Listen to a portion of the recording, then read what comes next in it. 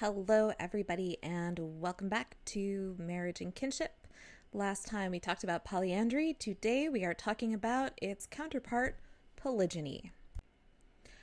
But before we can do that, as I so often do, I have a few questions for you. The first one is, who does monogamy benefit and how? The second one is, who does polyandry benefit? And again, how? The third one, you can probably guess, who does polygyny benefit and how?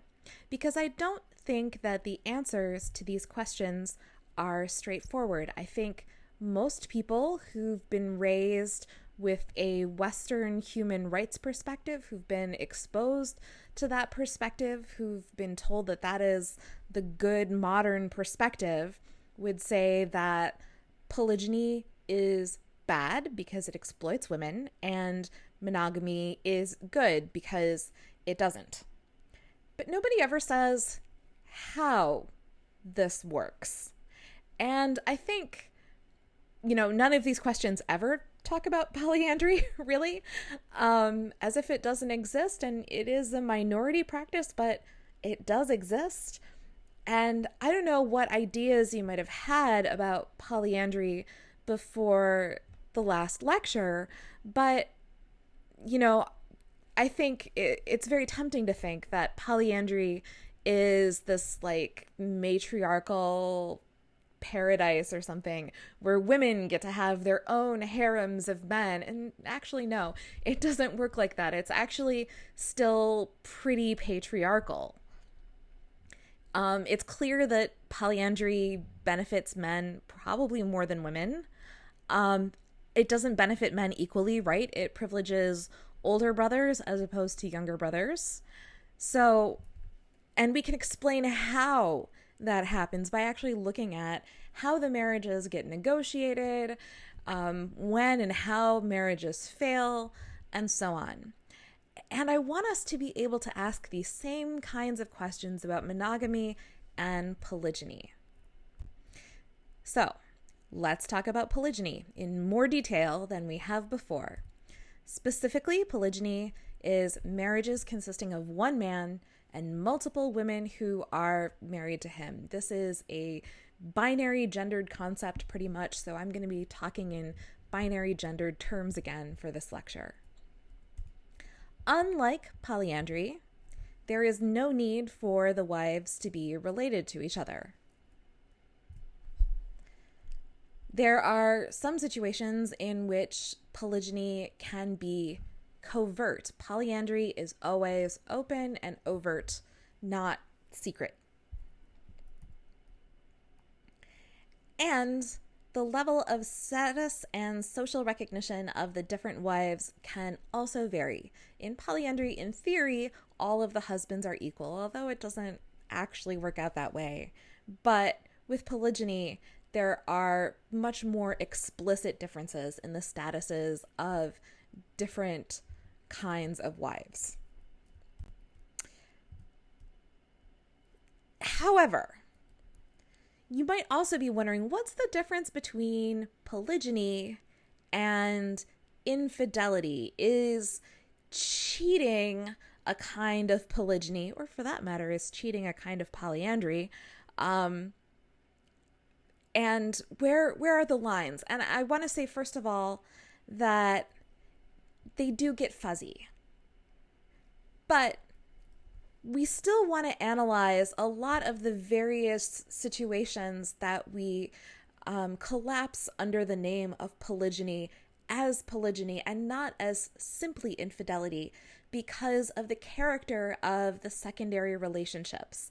Even if they're secret, they are sustained, they are marriage-like, and there is often at least some kind of social acknowledgement of the second spouse, third spouse, whatever, and also acknowledgement for the children. But especially in the Tajik case, Thibault does note that this is blurry, because in Tajikistan, men don't need their wives' permission to begin additional relationships or to contract additional marriages.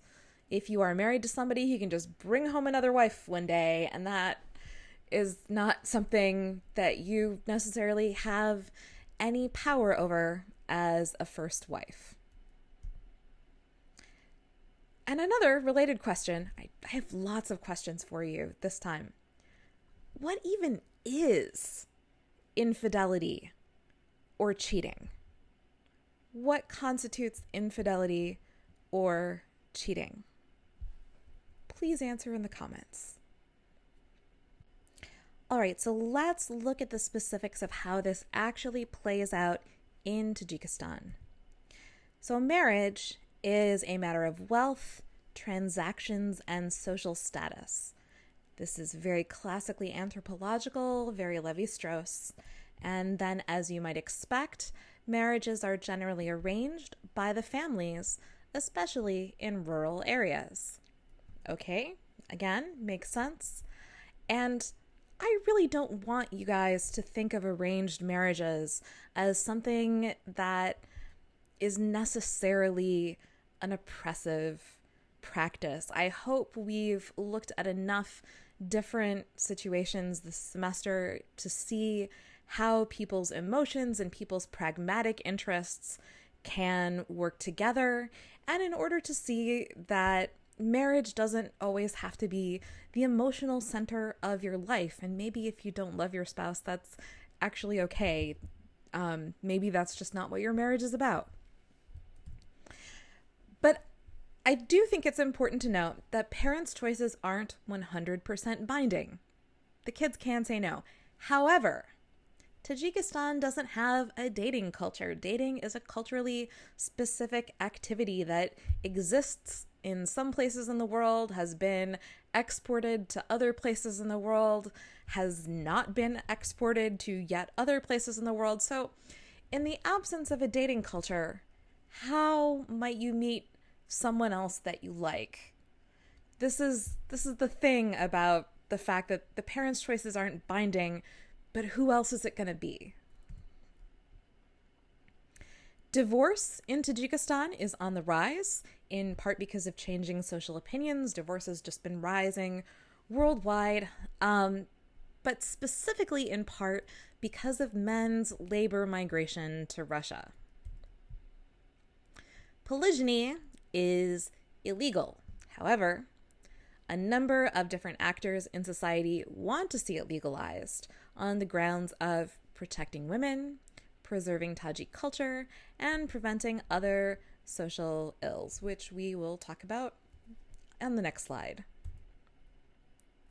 So, polygynous marriages, when they happen, are only solemnized or celebrated religiously and socially. There's no legal bit.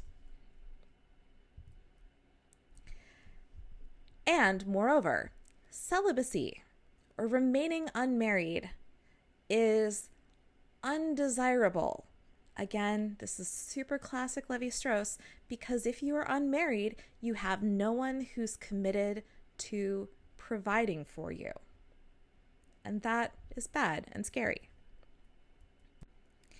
So there are a number of social incentives and arguments in favor of polygynous marriages. One is an Islamic belief that there are more women than men, as reported by Thibault. I don't know if this is accurate or not. I'm just going with what she writes. This is not factually true. We've talked about this before in terms of sex assigned at birth. Generally, there are equal-ish 50-50 ratios, minus the intersex population. So it's not factually true, but it does currently have some truth in Tajikistan because of labor migration, which has taken men away from rural Tajikistan. So the men exist, but they're not there to actually marry. So it's kind of like they don't exist. It is believed by many people to prevent various social ills. Some of these claims seem plausible to me. Others I'm a little more skeptical about. Believed to prevent infidelity and prostitution, STDs, divorce, and to prevent slow population growth. In terms of the idea that it reduces promiscuity because if men need sexual variety, they can just get a second or a third wife and have multiple committed relationships instead of sleeping around, okay, I can see that argument for preventing divorce, reducing the incidence of sexually transmitted diseases, and reducing the incidence of infidelity and the market for sex work. For slow population growth, that's the one I'm really skeptical of. The thing is that women can only have so many children in a year or 2 years. The body can only do so much. And so it doesn't matter if, a woman is monogamously married or polygynously married. She can't have more children. But you probably weren't expecting the opportunity to subvert the patriarchy that is built into second and third marriages. So, if your marriage has ended because your spouse has divorced you or because you've been widowed, you get to choose if you ever want to get married again. And your family doesn't get a say in it the second time. You get to choose your own spouse, both for women and for men.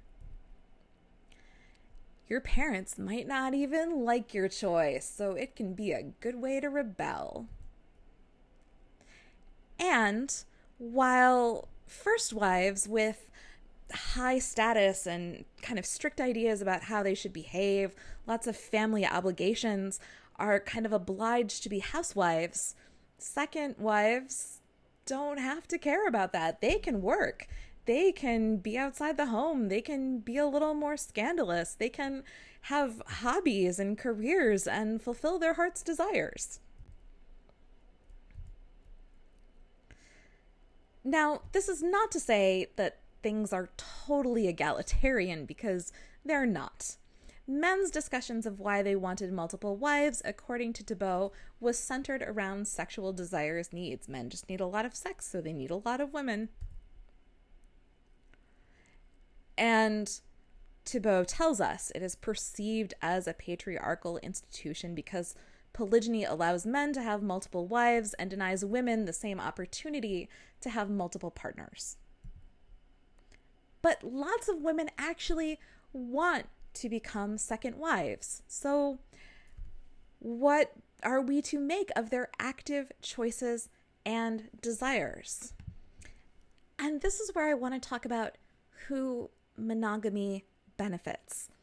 Because if polygyny is not actually available to women as a choice that they can make, if they can only make monogamous marriages, they might actually make more disadvantageous marriages for themselves than they would have if they could have freely chosen to be a second wife. So again, Thibault says being a second wife is desirable because you can actively renegotiate patriarchal rules. Polygyny offers men a chance to choose a partner for themselves. They too are restricted by parental authority, and it's fun for them to throw that off. But men do still have more freedom to act on their sexual desire, and the idea that women have sexual desires that must be satisfied, that society must accommodate, that doesn't happen. So, I want to leave you with some final questions about how you tie this to the situation around yourself in Kazakhstan from what you've seen. This is our culture is often used to support polygyny in Kazakhstan, at least in terms of ethnic Kazakh culture, right? It's not really part of Russian culture. Who becomes a tokal, and why is this a status some women might prefer? Kazakhstan, unlike Tajikistan, does have a dating culture. And while parental approval is important for who you marry, parental choice doesn't seem to be the deciding factor in marriages in cities, but in the rural areas, things are, of course, different. In other words, there are potentially other ways to subvert patriarchal values and expectations in Kazakhstan that don't necessarily depend on becoming a tokal. But what do you think? Thank you so much for your time, and your attention. And I'll catch you next time.